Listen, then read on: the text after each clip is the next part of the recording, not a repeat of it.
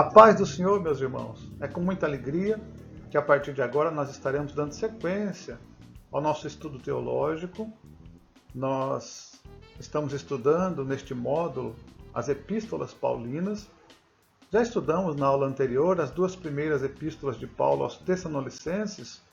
Primeira não por ordem cronológica, mas primeiras porque o nosso livro as classifica como epístolas escatológicas. Isto porque elas têm uma ênfase no assunto escatologia, assuntos relacionados ao fim. Então nós vamos continuar agora o nosso estudo. Meus irmãos, agora estaremos entrando em uma nova classificação teológica. As epístolas que estudaremos a partir de agora são classificadas como epístolas soteriológicas. Soteriologia é a doutrina da salvação. Isto porque estas epístolas têm uma ênfase no assunto salvação. São elas Romanos, Gálatas e 1ª e 2ª aos Coríntios. Abra comigo o seu livro na página de número 33. E nós encontraremos ali a seguinte informação acerca da igreja em Roma. Não encontramos nenhum relato de que algum dos apóstolos tenha ido até lá para pregar o Evangelho. Então veja bem, irmãos, na aula anterior, na epístola aos Tessalonicenses que nós estudamos, eu apresentei aos irmãos um texto de Atos capítulo 17 que nos mostra a fundação daquela igreja. Quando Paulo, acompanhado de Silas, passa por Tessalônica na sua segunda viagem missionária e ali ministra na sinagoga por 3 sábados. E, meus irmãos, é grande o número de pessoas convertidas naquela cidade. Nós temos, então, um texto bíblico da fundação da igreja em Tessalônica. O que não acontece com a igreja em Roma. Porque quando nós olhamos no Novo Testamento, não há um texto sequer que nos mostra como aquela igreja teve início, como aquela igreja começou, quem fundou aquela igreja. Nós não sabemos dizer. Aqui no subsídio teológico, meus irmãos, nós temos uma informação importante, extraída do comentário bíblico do pastor Hernandes Dias Lopes acerca da Epístola aos Romanos, e ele menciona que o catolicismo romano ensina que o apóstolo Pedro foi o fundador da igreja em Roma e ocupou o cargo de bispo ali na igreja durante 25 anos, ou seja, dos anos 42 a 67 depois de Cristo. Só que essa tese, ela carece de fundamentação bíblica. Por quê? Bom, eu apresentei aos irmãos no slide anterior a informação de Atos 17, a fundação da igreja de Tessalônica. Disse aos irmãos que em Roma, acerca da igreja de Roma, nós não temos um texto que nos mostre a fundação da igreja, quem foi o fundador. Não é? E o pastor Hernandes, ele apresenta mais 3 razões importantes aqui acerca da crença de que Pedro não foi o fundador da igreja em Roma. Primeiro, porque Pedro era o apóstolo da circuncisão. O que é apóstolo da circuncisão? Bom, Pedro era um apóstolo voltado para os judeus, destinado a pregar aos judeus, diferente de Paulo, que era chamado de apóstolo dos gentios, não é? E a igreja de Roma era uma igreja gentílica na sua maioria. Segunda razão, porque Paulo não menciona Pedro em sua carta. Nós não vemos ali, meus irmãos, o que acontece, por exemplo, na epístola a Timóteo, a Tito, a Filemon, Paulo mencionando o seu destinatário, mencionando o nome do seu destinatário. Nós não vemos, no mínimo, irmãos, se de fato Paulo está escrevendo aos Romanos e Pedro é o pastor, como é que Paulo não mencionaria o nome de Pedro? No mínimo, seria uma falta de cortesia. No mínimo. Terceira razão, porque Paulo diz que gostaria de ir a Roma para compartilhar o Evangelho, distribuir algum dom espiritual. Isso está em Romanos 1:11. O que não faria sentido se Pedro já estivesse entre eles. Quem foi, então, o fundador da igreja em Roma? Ou quem foram os fundadores da igreja de Roma? Bom, não sabemos quem fundou a igreja de Roma. O que temos são 2 possibilidades a respeito. Vejamos a seguir então quais são elas. Temos duas teorias sobre a provável fundação da igreja em Roma. Texto bíblico não temos, mas duas teorias. Vamos analisar quais são elas. Fundada pelos judeus ou prosélitos de Roma. Prosélitos eram pessoas pertencentes a outras religiões que haviam se convertido ao judaísmo. Então veja bem, nós temos aqui uma imagem de Atos capítulo 2, quando ocorre o derramamento do Espírito Santo sobre os quase 120 irmãos que estão reunidos no cenáculo. E isto no dia de Pentecostes. Veja bem, nós temos 3 festas importantes em Jerusalém, pelo menos naquele contexto. Festa dos Tabernáculos, Páscoa e Pentecostes. E nessas ocasiões dessas festas, multidões se deslocavam das mais longínquas regiões para virem a Jerusalém para essas festas. E nós temos registro bíblico, irmãos, de que haviam pessoas de Roma, judeus que residiam em Roma e estavam presentes no dia de Pentecostes. Quando Pedro prega aquele sermão após serem revestidos de poder, quase 3.000 almas se convertem ao Senhor. E há o registro bíblico de que haviam pessoas de Roma ali. Então, nós vamos ver a seguir no próximo slide esse texto, esses versículos, que nos dá a seguinte tese. Esses judeus, então, eles se convertem ali com a pregação do Evangelho ministrada por Pedro. E eles se deslocam, retornam para Roma convertidos. E ali eles então começam a igreja em Roma.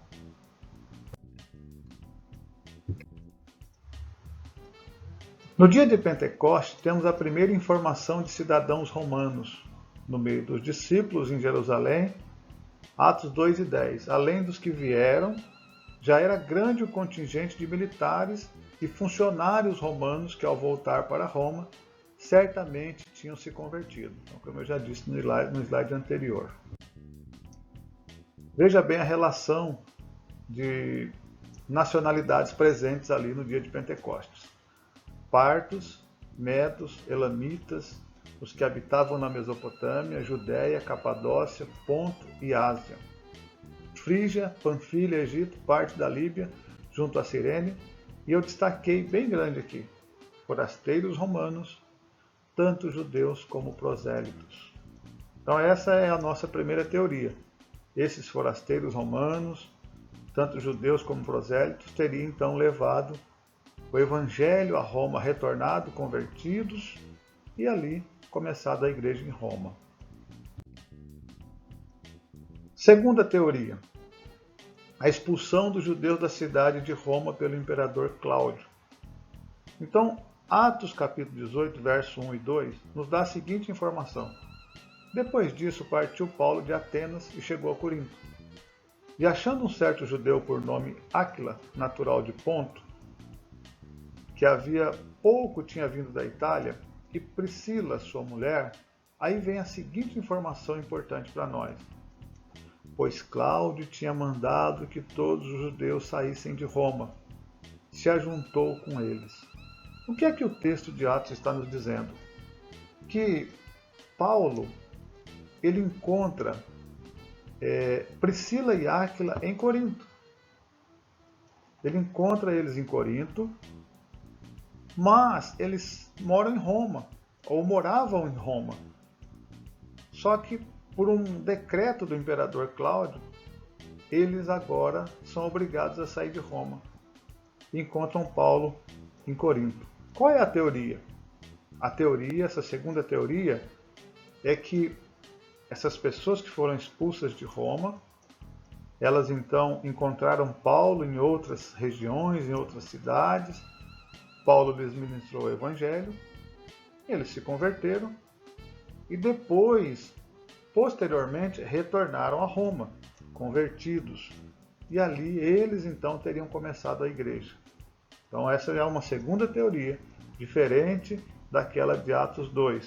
Essa teoria não consta no livro de vocês, mas é uma informação de um subsídio teológico para acrescentar e agregar informações e conteúdo teológico para vocês.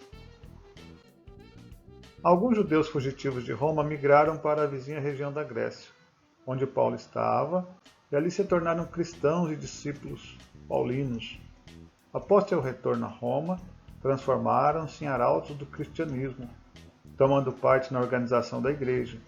Isso pode ser provado pelo exemplo de Priscila e Áquila, que, tendo estado com Paulo em Corinto, Atos 18:2, passaram a abrigar uma igreja em sua casa em Roma, Romanos 16, 3-5. Então, como eu já mostrei aos irmãos, em Atos 18:2 temos o encontro de Priscila e Áquila, Paulo, lá em Corinto. Agora, meus irmãos, quando Paulo está escrevendo aos Romanos, em Romanos 16, de 3-5, ele menciona Priscila e Áquila e diz que eles têm uma igreja em casa, a igreja está reunida na sua casa. Veja bem, anos depois, lá está Priscila e Áquila de volta a Roma. E aliás, irmãos, essa segunda teoria, ela resolve um problema interessante. Porque nós vamos ver um pouquinho mais à frente que Paulo ele não conhecia a igreja de Roma.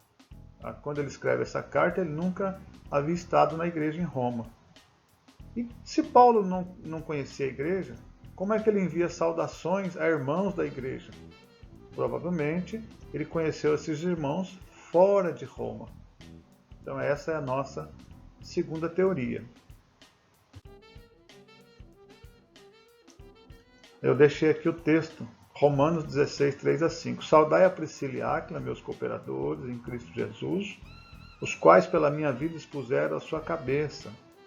Porque não só eu lhes agradeço, mas também todas as igrejas dos gentios. Saudai também a igreja que está em sua casa. Romanos 16, 3-5. Página 34 do nosso livro.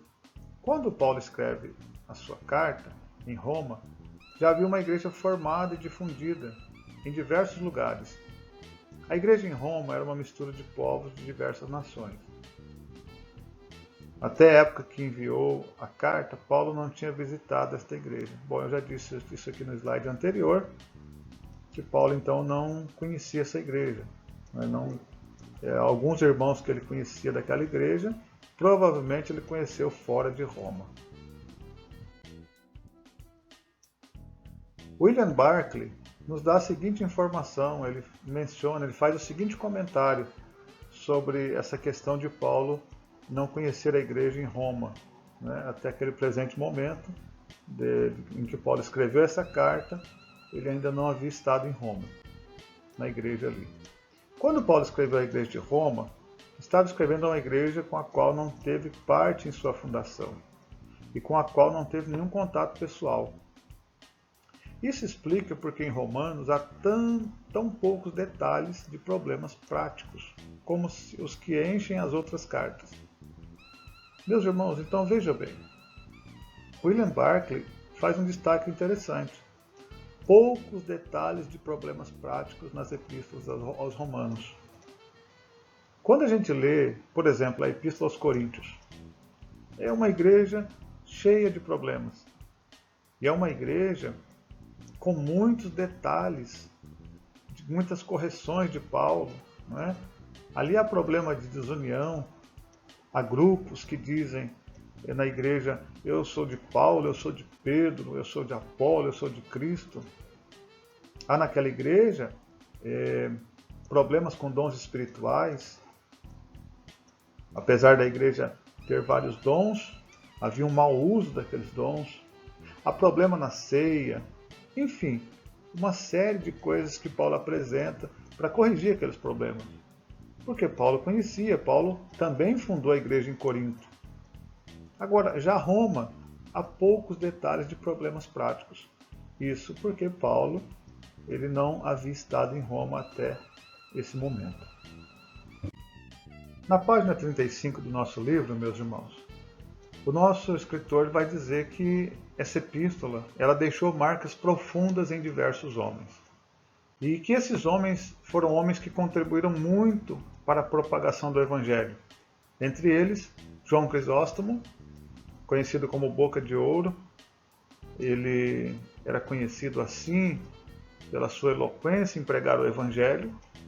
John Wesley, Agostinho e Lutero, que foram homens importantíssimos na história da Igreja. E Wesley, Agostinho e Lutero, eles têm algo em comum, porque a sua conversão, o impacto do Evangelho, vieram através da Epístola aos Romanos, ou pela própria carta, ou por comentários acerca da carta, e foram assim que eles tiveram um encontro pessoal com o Senhor Jesus Cristo. E por isso, esta epístola ela é uma epístola tão importante, porque elas produziram marcas profundas em diversos homens, sem contar as outras inúmeras pessoas que foram impactadas por Deus através da epístola aos Romanos, porque é uma epístola profundamente teológica, com assuntos teológicos profundos, interessantes, e realmente é uma epístola que nos chama muita atenção. Romanos 1,17 é o tema dessa epístola, a justificação pela fé. Por isso, meus irmãos, essa epístola produziu tanto impacto na vida de alguns teólogos importantes. No tempo de Lutero, por exemplo, que nós mencionamos no slide anterior, Lutero, que foi reformador, que Deus levantou para protestar contra as heresias que a igreja estava defendendo. Porque a igreja, nesse período, ela defendia a justificação por obras, por méritos. Não é? Havia venda de indulgências. E então Lutero, lendo a Epístola aos Romanos, ele viu que a igreja estava errada. Não é? E ele então se levanta para pregar contra os erros que estavam ocorrendo. E aí então ele entende que ninguém pode justificar-se por obras, mas somente pela fé no sacrifício do Senhor Jesus Cristo na cruz do Calvário.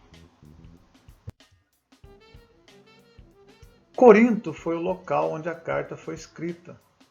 Quando da sua última viagem, lá Paulo estava levando ofertas para os crentes em Jerusalém. Romanos 15, 24 a 31. A data, possivelmente, é de 57 a 58 depois de Cristo. A data é sempre aproximada. Nós não temos as datas, elas variam, não é? Nós não temos uma data exata, mas entre 57 a 58 depois de Cristo. Na página de número 36, meus irmãos, análise do livro. Então agora nós estaremos entrando no conteúdo do livro, tendo em vista que nos slides anteriores nós trouxemos uma introdução ao assunto. O problema do pecado. Então veja bem, do capítulo 1 a 3, o primeiro assunto tratado por Paulo é a corrupção da humanidade. Logo após a saudação, ação de graças, exposição do tema, que é a justificação pela fé, Paulo inicia o assunto tratando sobre a ira de Deus que se manifesta do céu sobre toda a impiedade e injustiça dos homens. Isso está lá em Romanos 1 e 18. Então, irmãos, Paulo vai tratar nesse primeiro capítulo do problema do pecado. E ele vai dizer lá em Romanos 3 e 20 o quê? Que todos pecaram e destituídos estão da glória de Deus. Por isso, o assunto central de Paulo é a justificação pela fé. Se todos pecaram, todos precisam de justificação. Todos precisam ser justificados para que possam ser salvos. E esse é o assunto dominante nesta epístola aos Romanos. Aqui no subsídio teológico, irmãos, dos capítulos 1, verso 18 a 32, fica claro para nós que os gentios são culpados. Nós vamos ver na sequência do nosso estudo. Dos capítulos 2, versículos 1 a 3 e 8, Paulo vai dizer o seguinte: os judeus são culpados. E do capítulo 3 e 9 ao 20, Paulo conclui: o mundo todo é culpado, quando ele diz todos pecaram e destituídos estão da glória de Deus. Ou seja, se os gentios, os judeus e o mundo todo é culpado, todos precisam de justificação. Página de número 36, os homens afrontam a Deus quando colocam diante de si a idolatria. Deus se manifestou a todos os homens. Está lá em Romanos 1, 19 a 20. O conhecimento de Deus foi dado a toda a raça humana. É a revelação geral de Deus. Conhecimento que tanto gentios como judeus têm através da consciência e da própria natureza. Então, meus irmãos, no capítulo 1, Paulo ele vai nos dizer que ele vai tratar do problema da idolatria e ele vai dizer também para nós que Deus revelou a toda a humanidade. E essa revelação ela é chamada teologicamente de revelação geral de Deus. E nos próximos slides eu vou trazer aqui algumas informações extras aos irmãos sobre esta revelação geral de Deus. Nós temos aqui o Salmo 19. Olha o que diz o Salmo 19. Os céus declaram a glória de Deus. O firmamento proclama a obra das suas mãos. Então veja bem que o salmista diz que os céus e a terra, elas nos trazem informação da existência de um Criador. Os céus declaram, eles dizem que há um Criador por trás da criação. O firmamento proclama a obra de suas mãos. Esta é a revelação geral de Deus a toda a humanidade. Romanos 1, 19 e 20 diz: pois o que Deus se pode conhecer é manifesto entre eles, porque Deus lhes manifestou. Pois desde a criação do mundo, os atributos invisíveis de Deus, seu eterno poder e sua natureza divina, têm sido vistos claramente, sendo compreendidos por meio das coisas criadas, de forma que tais homens são indesculpáveis. Então Paulo nos diz que esta revelação geral de Deus, desde a criação do mundo, eles são atributos de Deus, dos quais Deus se revelou à humanidade e que torna os homens indesculpáveis diante dele. Romanos 2, de 1 a 3. Porque quando os gentios que não têm lei fazem naturalmente as coisas que são da lei, não tendo eles lei para si, mesmos são lei, os quais mostram a obra da lei escrita em seus corações, testificando juntamente a sua consciência e os seus pensamentos, quer acusando-os, quer defendendo-os. Olha só, meus irmãos, que interessante. O texto nos dizendo que a lei ela está escrita em nossos corações, nos corações daqueles também que não conhecem a Deus, mas que a sua consciência testifica isso. A consciência, meus irmãos, ela é algo que Deus deixou e que prova a existência de um Criador. Prova. Porque a consciência, quando alguém comete um erro, um crime, a consciência o acusa daquilo que ele cometeu. A consciência diz, olha, isso está errado. E esta é uma forma de revelação geral de Deus à criatura. Sobre isso, o pastor Severino Pedro diz o seguinte: revelação geral de Deus é aquela que, de modo não proposital, que Deus dá às pessoas por meio de várias manifestações, mediante as quais elas podem chegar ao seu conhecimento. Essa revelação geral, o pastor Severino Pedro, ela menciona o testemunho interno e externo. Então veja bem o que ele diz. O espírito do homem testifica a crença na existência de um ser divino, superior, fazendo com que o ser humano seja um ser religioso por natureza. Então o espírito do homem, ele testifica a crença na existência de um ser divino. Basta nós observarmos, meus irmãos, aldeias indígenas de alguns índios que vivem isoladamente, longe da civilização. Se nós observarmos essas aldeias, nós vamos perceber lá que eles cultuam. De alguma forma, algum Deus eles cultuam. Seja um culto à natureza, ao sol, à lua, eles cultuam. Por quê? Porque o espírito do homem, ele depende, ele necessita de adorar. E quando ele não conhece, ele não tem informações corretas acerca do Criador, ele então adora coisas erradas, adora de forma errada. Então esse é o testemunho interno a respeito da revelação geral. Pelo testemunho externo é o que nós falamos no slide anterior, a natureza. Olha só o que diz o pastor Severino. A revelação geral de Deus apresenta os atributos invisíveis de Deus, porém isso não é suficiente para a salvação. Entretanto, ele alerta o homem quanto à sua necessidade de crer em Deus e servirá conjuntamente para condená-lo caso rejeite essa revelação.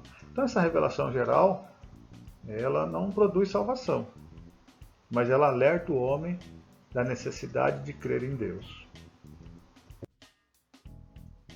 E nós temos também, teologicamente falando, a revelação especial. O que é a revelação especial? É aquela em que Deus se mostra aos seres humanos através de meios sobrenaturais, como milagres, a encarnação de Jesus Cristo e a inspiração da Bíblia. Esses são meios que Deus se revela de modo especial ao ser humano. Na página de número 37, diz o seguinte: como rejeitaram a Deus, foram entregues aos desejos dos seus corações. É o que está no texto. As suas paixões, os seus maus pensamentos. Isso está lá em Romanos 1, 24, 26 e 28. Ao serem abandonados por Deus, por tê-lo rejeitado, praticam toda sorte de impiedade. Então, irmãos, veja que interessante. Paulo começa o capítulo 1 mostrando que, primeiro, as pessoas rejeitam a Deus. Esse pessoal do capítulo 1, que Deus abandona, que Deus rejeita pela prática de impiedade, de idolatria. Primeiramente, eles é que rejeitam a Deus. Isso é importante, porque quando chegamos em Romanos 9, parece-me que algumas pessoas defendem que Deus escolhe uns e rejeita outros, mas no capítulo 1 nós já temos uma informação importante de que Deus rejeita pessoas que primeiro o rejeitaram. Na página de número 38, a justiça por meio da fé. Capítulos 3 ao 5. Todos pecaram e destituídos estão da glória de Deus. Então, meus irmãos, a justificação é o assunto dominante, como já falamos nos slides anteriores. E aqui nós temos uma definição do que é a justificação por Gruden.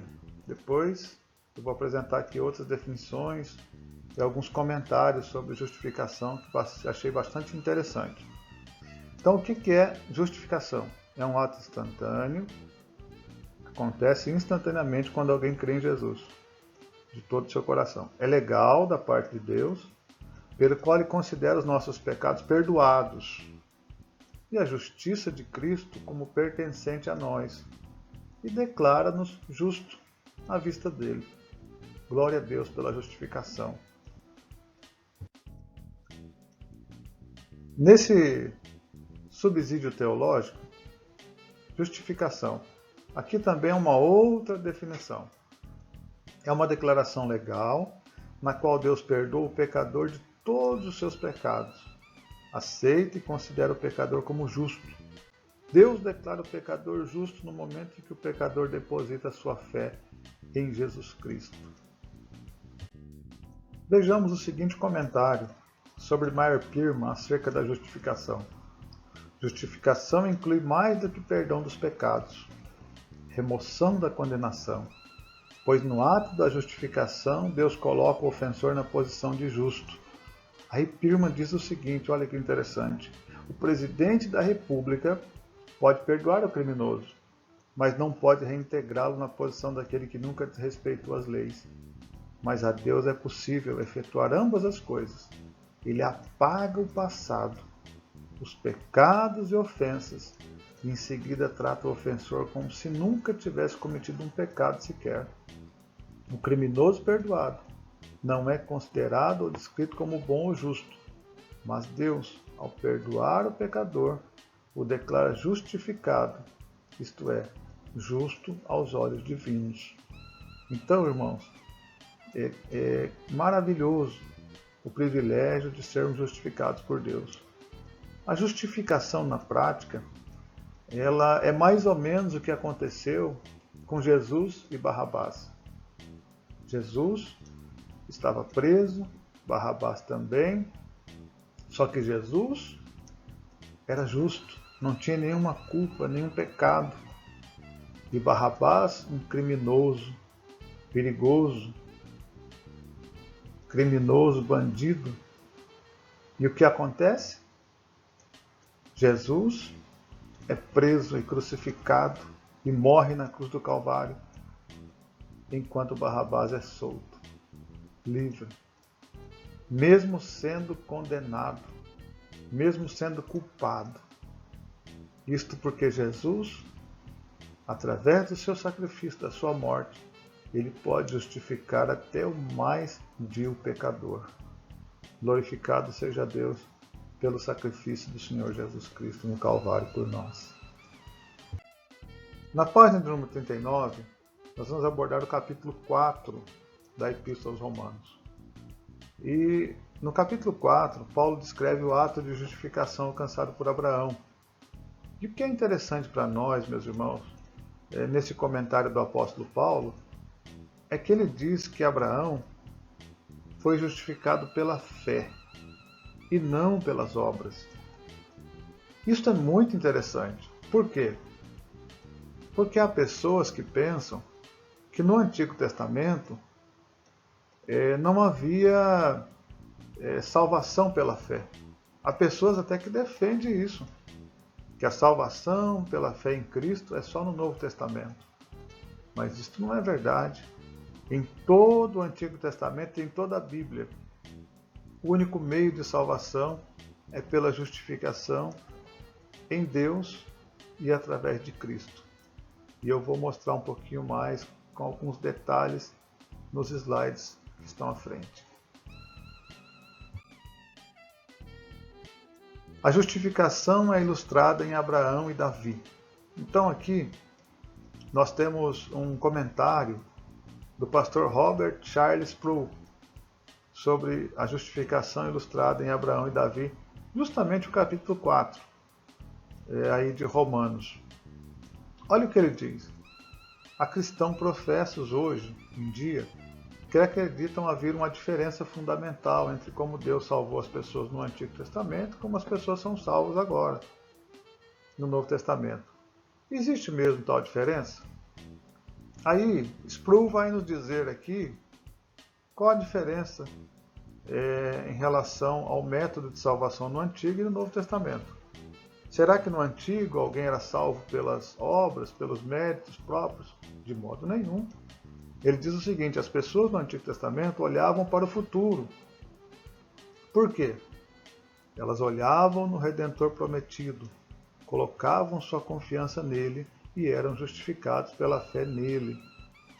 Meus irmãos, após a queda de Adão e Eva, Deus vem ao encontro deles e lhes faz a promessa de um Redentor. Gênesis 3:15. Esse Redentor viria da semente da mulher.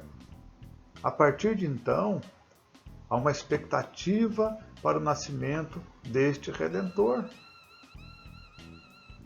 E Deus levanta os demais profetas, Isaías, não é? Miqueias, Malaquias. Eles vão anunciando detalhes, algumas informações acerca desse Redentor. Nós temos, por exemplo, quando nós olhamos ali no nascimento de Jesus, Simeão vem, pega Jesus no colo, nos seus braços, e diz: olha, agora eu já posso morrer. Por quê? Porque eu estou vendo a tua salvação, Senhor, nos meus braços.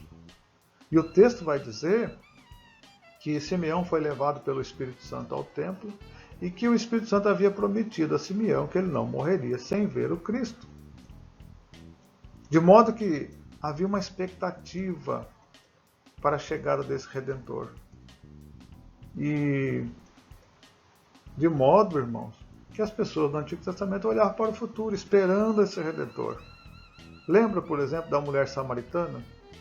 No diálogo com Jesus, ela, até mesmo ela, com conhecimento tão limitado, com uma religião paralela, não é?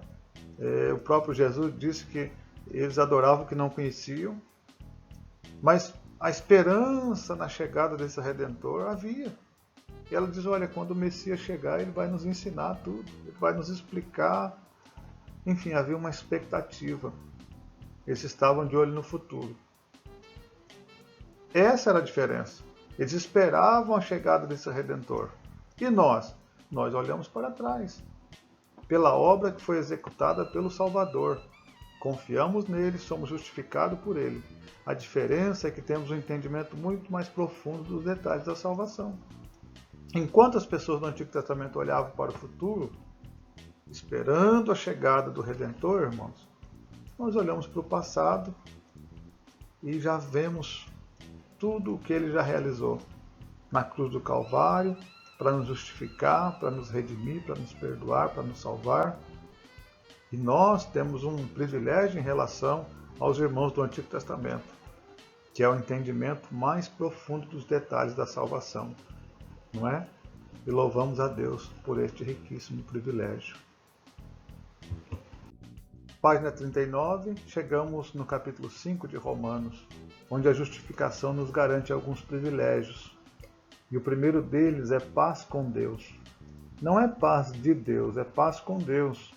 Isto porque, meus irmãos, a nossa situação antes de Cristo, antes de entregarmos a nossa vida ao Senhor Jesus e sermos justificados por Ele, era de inimizade com Deus.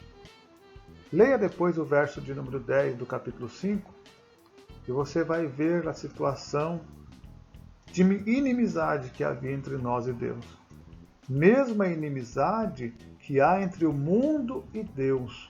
Aquela pessoa que não serve a Deus, não anda com Deus, que tem uma falsa impressão que ela é também filha de Deus, que não é uma verdade bíblica. E, na verdade, essa pessoa, ela está sob a ira de Deus. Ela está em inimizade com Deus. E ela precisa urgentemente ser reconciliada através do Senhor Jesus Cristo. Segundo privilégio, somos introduzidos à presença de Deus. Ora, irmãos, somente as pessoas justificadas por Deus através de Cristo têm acesso à presença de Deus. Ninguém pode chegar à presença de Deus sem que Cristo seja o seu intercessor, sem que Cristo o leve a essa presença do Pai. E no Antigo Testamento, por exemplo, se alguém quisesse cultuar a Deus, deveria levar o seu sacrifício, o seu animal, e o sacerdote, então, é quem apresentava a Deus. Mas nós vemos que no Novo Testamento, após a morte do Senhor Jesus Cristo, a Bíblia diz que o véu do templo, que fazia a separação entre o lugar santo e o lugar santíssimo que havia no tabernáculo, no templo, né? Já no Novo Testamento era o templo.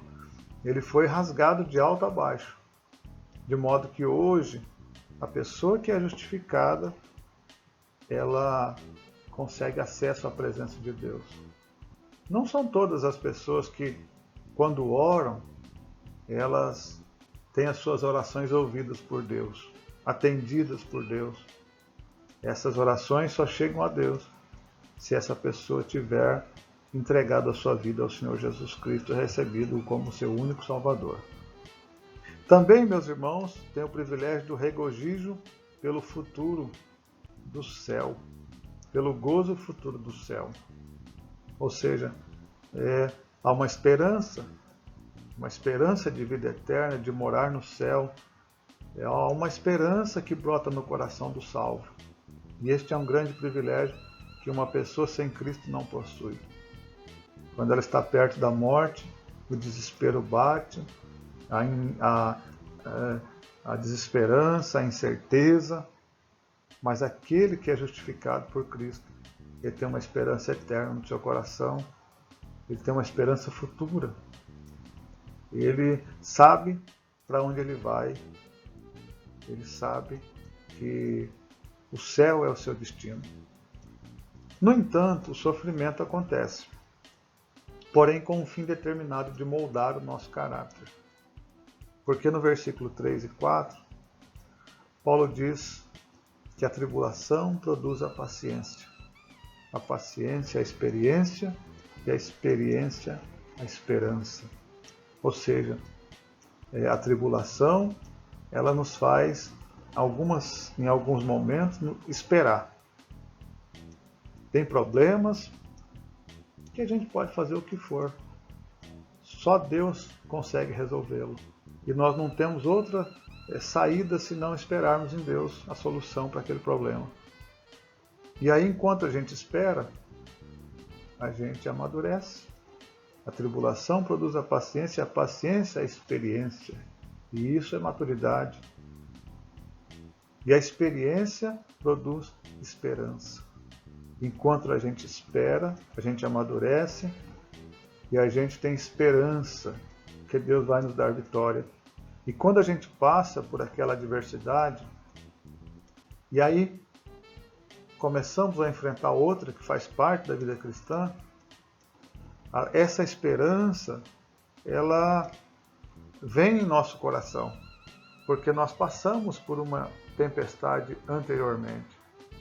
E aí o nosso coração se enche de esperança, porque nós pensamos, bom, se eu passei por uma tempestade lá atrás e Deus me deu vitória, certamente Ele me dará vitória também nessa nova tempestade, nesse novo obstáculo, nessa nova adversidade. De modo que o sofrimento para o cristão é diferente. Ele é uma forma de Deus moldar o seu caráter.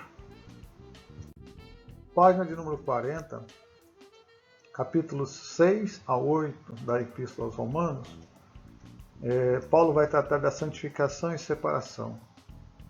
O cristão, ao receber a justiça de Deus, não permanece no pecado. Logo, o batismo torna-se necessário em sua vida. Olha, queridos, nós sabemos que o batismo, ele não salva. Ele não é um requisito para a salvação. Porém, todo salvo, ele naturalmente deve e vai desejar batizar-se nas águas. O batismo é o ritual de iniciação da fé cristã. O batismo é um testemunho externo daquilo que já ocorreu no coração do crente. De modo que é um processo natural. Eu naturalmente acho muito estranho quando alguém não quer se batizar. Porque apesar de não ser um requisito para a salvação, o salvo deseja descer as águas do batismo, deseja frequentar a igreja, deseja frequentar as reuniões de oração, deseja envolver-se com a igreja, participar da ceia. Ele quer ser um crente. E quando isso não ocorre, é naturalmente uma evidência de que a conversão não foi genuína. Talvez a pessoa se simpatizou pela igreja, talvez ela se sinta bem na igreja, mas ainda falta um encontro pessoal com o Senhor Jesus Cristo. Porque quando nós temos um encontro pessoal com Cristo, a nossa vida é transformada, é impactada e é mudada. E aí, meus irmãos, o que nós queremos é, então, nos adaptarmos agora a essa nova vida. O que nós queremos agora é fazer o que a Bíblia nos instrui. E uma das ordenanças que temos nas Escrituras é o batismo nas águas. Na página de número 41, nós vamos comentar o capítulo 7 da Epístola aos Romanos, quando Paulo utiliza a comparação com uma mulher casada, para mostrar a sua obrigatoriedade de viver ligado ao marido enquanto viver. Da mesma forma, o cristão morreu para o mundo e ficou desobrigado de cumprir a lei. Então nós vamos ver, meus irmãos, eu vou deixar primeiro o texto de Romanos 7, vou ler e depois trazer aqui algumas explicações desse capítulo 7, onde Paulo usa a figura do casamento. E nessa figura, o homem é a lei de Deus e a mulher somos nós. Vamos seguir à frente, que os irmãos vão entender melhor. Romanos capítulo 7, versos 2 a 4. Por exemplo, pela lei a mulher casada está ligada ao seu marido enquanto ele estiver vivo. Mas se o marido morrer, ela estará livre da lei do casamento. Por isso, se ela se casar com outro homem enquanto seu marido ainda estiver vivo, será considerada adúltera. Mas se o marido morrer, ela estará livre daquela lei. E mesmo que venha se casar com outro homem, não será adúltera. Então, olha só o que Paulo vai dizer agora. Paulo está falando aqui do casamento. Ele está dizendo que a mulher só vai ficar livre se o marido morrer. Mas na história de Paulo, o marido não morre. Quem morre é a mulher. Olha só. Assim, meus irmãos, vós também morreram para a lei, por meio do corpo de Cristo, para pertencerem a outro, aquele que ressuscitou dos mortos, a fim de que venhamos a dar fruto para Deus. Então, na história, a lei, o marido é a lei, e nós somos esta mulher. Na história de Paulo, na verdade, quem morre é a mulher. E logo, se a mulher morreu, como ela vai casar se ela está morta? Aí Paulo diz, mas que a mulher foi ressuscitada. É o que aconteceu conosco. A nova vida em Cristo, Cristo nos ressuscitou para uma nova vida. Vejamos a seguir alguns comentários a respeito desse texto. Paulo compara a lei com o marido e os crentes como esposa. Esse casamento é turbulento, é conflituoso. A culpa não é do marido. Ele é perfeito, santo, justo, bom, espiritual. O problema é que essa esposa, que somos nós, nunca consegue agradá-lo, pois é imperfeita, carnal, rendida ao pecado e sempre frustra as expectativas do marido. A lei é como um marido perfeccionista. Esse marido condena a esposa por sua menor falha. Essa mulher, que somos nós, não pode divorciar-se desse marido, porém a esposa, que é o crente, morre e é ressuscitada. Aí, John Stott diz o seguinte sobre esse texto. Estar emancipado da lei, no caso nós, como nós morremos, não estamos mais debaixo da lei. Ressuscitamos espiritualmente falando, não estamos mais debaixo da lei, estamos emancipados da lei. Só que isso não quer dizer estar livre para fazer o que quiser. Ao contrário, a liberação da lei traz não a liberdade de pecar, mas outra classe de servidão. Somos livres para servir e não para pecar, porque agora servimos a Deus. F. Bruce diz: o que está em foco no texto é o conceito errado de que pela penosa conformidade com o Código de Leis é possível adquirir mérito diante de Deus. Hernandes Dias Lopes diz assim: Paulo dá uma resposta aos legalistas nos versículos de 1 a 6, mostrando que por meio da morte de Cristo ficamos livres do domínio da lei. Então este é o propósito do capítulo 7, mostrar para os legalistas que por meio da morte de Cristo nós nos tornamos livres. Quando nós recebemos a Cristo como Salvador, nós nos tornamos livres do domínio da lei. E agora nós estamos debaixo da lei da graça, não é? Como John Stott diz, não significa que podemos fazer o que quiser e pecar à vontade, não. Nós estamos livres para servir a Cristo.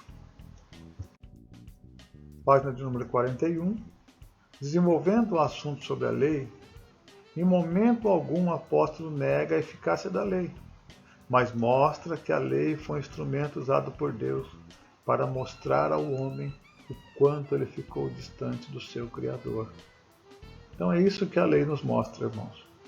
O quanto é impossível agradarmos a Deus tentando cumprir normas, regras, não é? O quão imperfeitos somos, o quanto precisamos da graça de Deus, da misericórdia de Deus. É isto que a lei nos mostra. Página de número 42 do nosso livro diz assim: Paulo tem prazer na lei de Deus, embora a lei do pecado esteja sempre atuando. Ao terminar, ele dá um brado de louvor. Dou graças a Deus por Jesus Cristo nosso Senhor.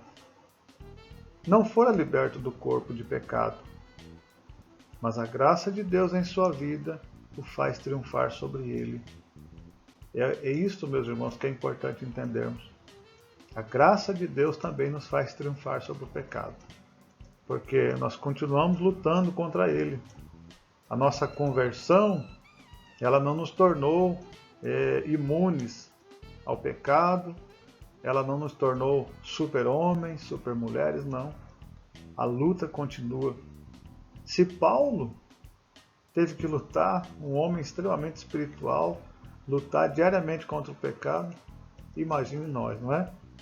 Embora permaneça a dualidade, a lei de Deus e a lei do pecado, Paulo certamente estava triunfando sobre o pecado e mantendo-se em santidade, fiel à lei de Deus. Que o Senhor Jesus nos ajude também a triunfarmos sobre o pecado, semelhante ao que aconteceu com Paulo. Página 42. Eleição, salvação e fracasso de Israel. Capítulos 9 a 11 da Epístola aos Romanos. Entramos agora no capítulo mais polêmico dessa epístola. Capítulo que provoca inúmeras discussões entre calvinismo e arminianismo. E eu vou apresentar aqui uma linha, mas com muito respeito a quem pensa diferente. Inicia-se essa sessão fazendo uma descrição da soberania de Deus para eleger aqueles que são portadores da promessa. Estando na soberana decisão de Deus, o apóstolo argumenta com base nas profecias de Isaías. Mas quem é você, ó homem, para questionar a Deus? Acaso aquilo que é formado pode dizer ao que o formou: por que me fizeste assim? Romanos 9:20. Vamos seguir os demais slides e aí eu vou falando um pouquinho sobre os capítulos 9 a 11, trazendo aqui um ponto de vista sobre esse assunto. Como no slide anterior, o nosso livro mencionou a soberania de Deus, eu coloquei então aqui uma definição sobre o que é a soberania de Deus. É o domínio absoluto de Deus sobre toda a sua criação, ou seja, Deus governa a tudo e a todos. Coloquei também aqui uma definição tirada do livro Deus é Soberano, de Arthur W. Pink. Olha o que ele diz: a soberania de Deus significa que Deus é Deus, Ele faz o que quiser, onde quiser, como quiser, com quem quiser. Este é o nosso Deus, soberano Deus. O teólogo Tenney menciona como exemplo a preferência de Deus por Jacó e Esaú como segue. Então, tratando da soberania de Deus, né? Paulo sublinha que a escolha dos gentios se coaduna perfeitamente com a decisão original de Deus, ao escolher Jacó, de preferência a Esaú. Não é menos justo Deus escolher os gentios para a salvação do que foi ele escolher Israel como veículo da sua revelação. A sua vontade decisiva e acima dela não há qualquer tribunal de apelação. Nos próximos slides eu vou colocar aqui o que eu penso, não é um pensamento meu, mas de alguns teólogos, mas que é mais ou menos o que eu imagino sobre essa questão da escolha de Deus por Jacó ao invés de Esaú. Deus amou Jacó e odiou Esaú? É uma pergunta. De acordo com Romanos 9, Deus amou Jacó e odiou Esaú. Verso 13. Ele teve misericórdia de uns e não de outros. Verso 15. Ele destinou alguns para a destruição e outros não. Verso 22. Ele endurece o coração de alguns e não de outros. Verso 18. Então, irmãos, se você se perguntasse, por exemplo, para alguém que defende a linha calvinista, ele vai dizer, não, é isso aí. Realmente é desse jeito. E o que eu vou fazer a partir de agora é apresentar um contraponto, uma outra visão acerca desse texto, lembrando, respeitando aqueles que pensam diferente. Não há nenhum problema das pessoas pensarem diferente, mas eu vou defender aqui uma outra visão, eu vou trabalhar aqui uma outra linha de pensamento. Então vamos lá, resposta à objeção. Primeiro, a passagem não está se referindo à eleição de indivíduos, mas de nações. Esaú, que aparece no texto, é a nação de Edom, que veio dele. E Jacó é a nação de Israel, que dele também surgiu. Então, primeira coisa, a passagem não está se referindo à eleição de indivíduos. Não é Deus salvando um e condenando outros, mas Deus escolhendo uma nação ao invés da outra. Segundo, a passagem não está tratando da eleição de indivíduos, a salvação mais de Israel, como nação escolhida para servir de canal pelo qual a bênção eterna da salvação por meio de Cristo chegaria a todos. Além disso, mesmo a nação de Israel, tendo sido escolhida por Deus, nem todos os indivíduos que dela fazem parte foram eleitos para a salvação. Então, meus irmãos, o que nós entendemos deste texto é que a escolha de Deus por Jacó foi no sentido de nação da qual descenderia Jesus. Não é que Deus escolheu Jacó e rejeitou, no caso, Esaú, a pessoa de Esaú. Ele escolheu, na verdade, a nação de Israel, para que dela descendesse então Jesus, viria o Salvador através de Jacó. Quarto, Faraó endureceu seu próprio coração contra Deus. Êxodo 7, versículos 13 e 14, Êxodo 8, versículos 15, 19 e 32. Antes de Deus ter endurecido. Êxodo 9 e 12. O objetivo das 10 pragas sobre o Egito era convencer Faraó a se arrepender. Como ele insistiu em não se arrepender, o seu coração foi endurecido por resultado das suas próprias ações. Irmãos, quando nós lemos Êxodo e nós lemos cuidadosamente os textos, nós vamos perceber que antes de Deus endurecer o coração de Faraó, Faraó endureceu o seu coração. Então, o endurecimento do coração de Faraó foi o resultado das suas próprias ações. Amém? Fica muito claro, basta lermos o texto. Quinto e por fim, os vasos da ira, Romanos 9, 22. Esses vasos não foram destinados à destruição contra a sua vontade. Na verdade, eles assim se tornaram por terem rejeitado a Deus, mesmo tendo ele os suportado com muita paciência. Está lá no texto essa referência. Aguardando o seu arrependimento. Fonte Teologia Sistemática, volume 2. É a mesma coisa que aconteceu em Romanos 1. Aquilo que eu disse aos irmãos, que Deus rejeitou aquelas pessoas, porque elas primeiramente o rejeitaram. Página de número 42. O fracasso de Israel foi por sua culpa. Israel buscava na lei a justiça, porém não a buscavam por fé. Romanos 9, 31 e 32. Ao ignorar a justiça de Deus e estabelecer a própria justiça, rejeitaram a Jesus, que constituiu para eles a pedra de tropeço. Mas as mãos do Senhor estiveram estendidas para eles o tempo todo. Contudo, o rejeitaram. Romanos 10, 21. Não é o que aconteceu, por exemplo, irmãos, quando Jesus chorou sobre Jerusalém, dizendo que ele desejava abraçá-los como uma galinha abraça seus pintinhos, debaixo de suas asas. Jesus, ele desejava o arrependimento também dos judeus. Infelizmente, isso não ocorreu com todos. Lembrando que muitos se converteram à igreja, os apóstolos, eles fizeram um excelente trabalho para Deus, mas infelizmente a maioria dos judeus não se converteram, porque tropeçaram na pedra que era Cristo. Israel confiava em sua etnia como descendência de Abraão. Eles pensavam que, por serem filhos de Abraão, segundo a carne, eram consequentemente salvos. E, na verdade, irmãos, até alguns crentes pensam hoje que os descendentes de Abraão são salvos, o que é um equívoco. Todas as pessoas no mundo precisam crer em Cristo para ser salvos. Não há outro meio de salvação. Olha o que Paulo diz em Romanos 10, e versículo 1. Irmãos, o bom desejo do meu coração e a oração a Deus por Israel é para a sua salvação. Então Paulo deseja em seu coração e ora a Deus para que Israel seja salvo. A rejeição de Israel não é total e nem definitiva, há um remanescente fiel. Agora os gentios desfrutam da bênção da salvação, mas chegará o seu termo e então Israel será salvo. A rejeição de Israel abriu a oportunidade para a reconciliação para com o mundo.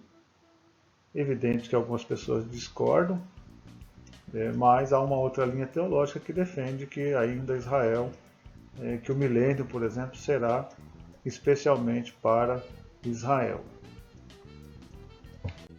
Página 44, resultados práticos da transformação efetuada pelo Evangelho. Capítulos 12 a 15. A transformação de vida exige uma entrega sacrificial ao serviço de Deus. Dons recebidos de Deus são dados para exercício no corpo de Cristo. Porém, tudo deve ser permeado pelo amor dentro do corpo de Cristo. E este amor deve estender-se até aos nossos inimigos. Então nós vemos aqui o que Paulo vai tratar do capítulo 12 ao 15, é a transformação produzida em Cristo. Ele vai mostrar que mudanças ocorrem quando há um encontro pessoal com Jesus Cristo. Que o nosso corpo, por exemplo, Romanos 12, apresentai-vos vossos corpos como sacrifício vivo, santo e agradável a Deus, que é o vosso culto racional. Então há uma mudança. O culto agora, nós somos o templo do Espírito Santo. Não é? Diferente do Antigo Testamento, que o sacrifício era um animal, agora nós somos o próprio sacrifício a Deus. E isto é uma evidência de que fomos transformados por Deus. É uma nova vida, é um novo entendimento da fé também. O cristão precisa submeter-se às autoridades, reconhecendo-as como servidores de Deus. Capítulo 13, versos de 1 a 7. Amar com o fim último para o cumprimento de toda a lei. Paulo vai dizer que quem ama cumpre a lei, porque Jesus também mencionou, não é? Que o amor é o cumprimento da lei. Porque quem ama a Deus sobre todas as coisas, ele não vai adorar outros ídolos, não é? E quem ama o próximo como a si mesmo, ele não vai prejudicar o seu próximo, ele não vai cometer pecados contra o seu próximo, de modo que o amor cumpre a lei. Estar sempre alerta é uma orientação, vigilância, não é? Pois toda a nossa salvação está mais próxima, e rejeitar as obras das trevas. Capítulo 13, versículos de 11 a 14. Página de número 44. O tema tratado nos capítulos 14 e 15 certamente era assunto que trazia muitos problemas aos cristãos do primeiro século, pois para os judeus havia alguns dias determinados que deviam ser guardados, festas judaicas. Para os gentios havia dias estabelecidos de acordo com os costumes pagãos. Alguns se julgavam fortes na fé e desprezavam os mais fracos. Paulo estabelece que a regra seja que os fortes suportem os mais fracos, agrade o próximo e possam acolher uns aos outros. Então, irmãos, no próximo slide eu vou colocar esse texto, vou lê-lo e depois colocar aqui um subsídio teológico, mostrando aqui quem são os fracos e quem são os fortes na fé. Ora, quanto ao que está enfermo na fé, recebei-o não em contenda sobre dúvidas, porque um crê que tudo se pode comer e o outro, que é fraco, come legumes. O que come, não despreze o que não come. O que não come, não julgue o que não come, porque Deus o recebeu por seu. Quem és tu que julga o servo alheio? Para o seu próprio Senhor, ele está em pé ou cai, mas estará firme, porque poderoso é Deus para o firmar. Um faz diferença entre dia, mas o outro julga iguais todos os dias. Cada um esteja inteiramente seguro em sua própria mente. Romanos 14, versos de 1 a 5. Warren Wiersbe diz o seguinte sobre esse texto. Paulo se dirige aos fortes na fé, ou seja, os que compreendiam a liberdade em Cristo e não eram escravos de dietas e de observância a dias santos. Os débeis na fé eram os cristãos imaturos, que se sentiam constrangidos a obedecer às regras legalistas com respeito à alimentação e ocasiões de adoração. Nas igrejas em Roma, os cristãos mais fracos eram os que se apegavam à lei e não desfrutavam sua liberdade no Senhor. Os cristãos débeis julgavam e condenavam os cristãos fortes, e estes, por sua vez, desprezavam os débeis. Então, o cristão forte aqui no texto eram os cristãos maduros, que não ficavam presos, meus irmãos, a regras, a dias, não é? E já os cristãos fracos é aqueles que ficavam preocupados, que tinham que guardar dias, e enfim, é esse o contexto aqui desse capítulo.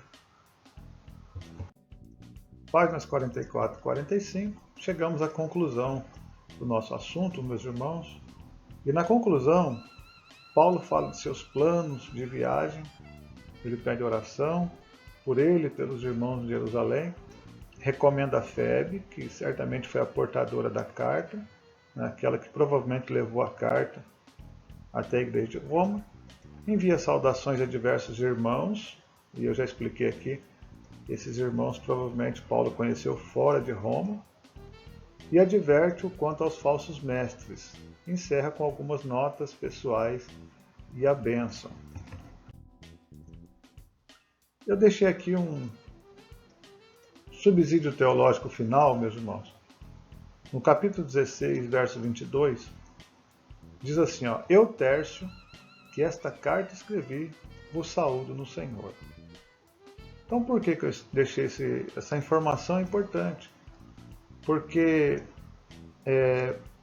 a gente lendo esse versículo, alguém pode pensar que foi Tércio que escreveu essa carta. E não. Ela é de autoria paulina. Mas olha o que diz o comentário de Thomas Cook. Era costume geral daqueles tempos ditar a um amanuense. Na verdade, Tércio ele foi um amanuense de Paulo, um assessor, não é? Um secretário.